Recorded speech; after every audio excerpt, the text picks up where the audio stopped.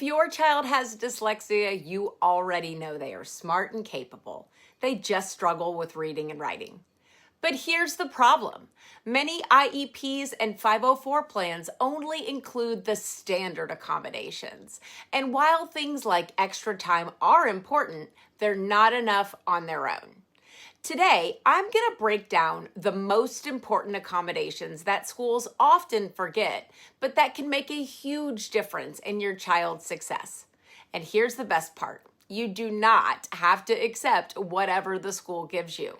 You can customize your child's accommodations. And if you find something that works mid-year, you can call an IEP meeting anytime. You don't have to wait until the annual meeting. Most schools automatically include things like extra time on tests, which is great, but let's be real. More time doesn't help if a child still can't read the test. That's why we need to go so much deeper and match accommodations to the specific struggles your child is facing. Is reading fluency the problem? Then extra time isn't enough. They also need text-to-speech or oral testing options. Does writing take forever?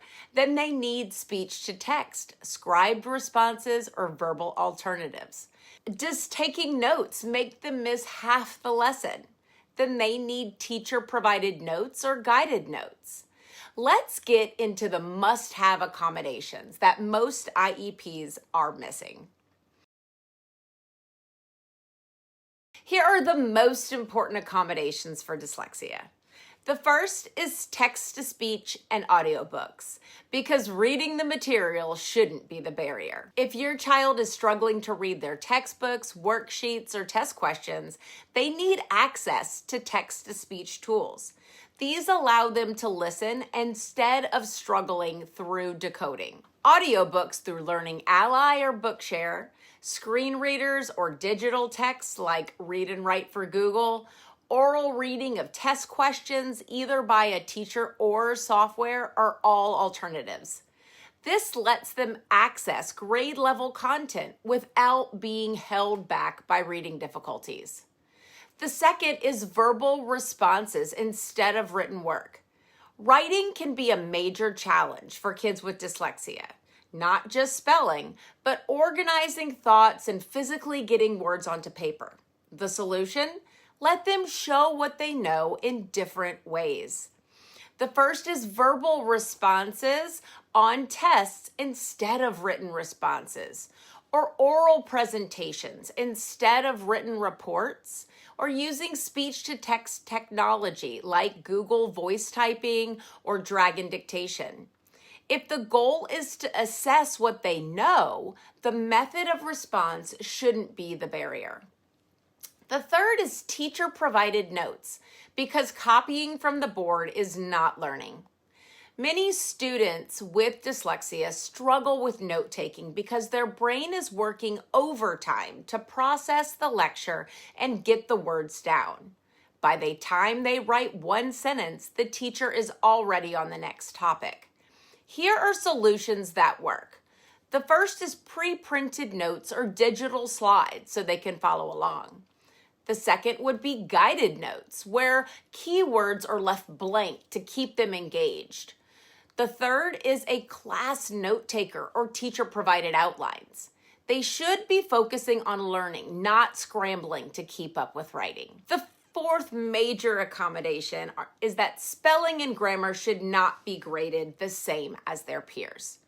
Kids with dyslexia often work twice as hard as their peers just to get words on the paper, and yet many are still graded harshly for spelling mistakes. That's unfair and doesn't reflect their true knowledge. So, what can we do instead? Allow the use of spell check or Grammarly. We can grade content separately from spelling and grammar. We can allow typed responses instead of handwritten work. Spelling ability should never hold back a child's grades or confidence. The fifth one is going to be extended time. Yes, it's a standard, but it's a must. Extended time is often one of the first accommodations offered, and for good reason. Kids with dyslexia work hard to process and produce information. It takes longer. Make sure that your child's IEP specifies extra time on all tests, quizzes, and assignments, flexible deadlines when needed, and breaks during long testing sessions. This isn't special treatment. It's leveling the playing field so they can demonstrate their actual abilities. And here's a huge myth that many parents do not know. You do not have to wait until the annual IEP meeting to add or adjust accommodations.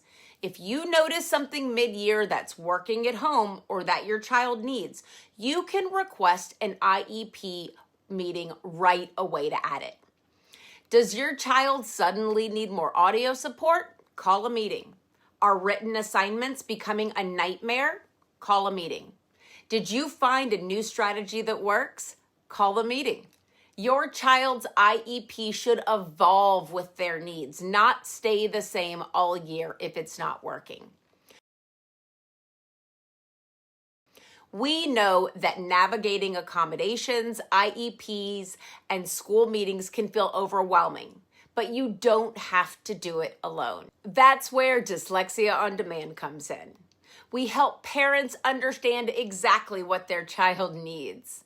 We guide families through the IEP process to ensure the right supports are in place. And we provide expert dyslexia intervention that actually works. If you want to make sure your child's accommodations are truly helping them thrive, visit dyslexiaondemand.com or drop a comment below. We're here to help. Your child is capable of so much. They just need the right supports in place. Don't settle for the standard accommodations. Customize them. If this video was helpful, please hit like or subscribe, and let's make sure every child with dyslexia gets the support they deserve.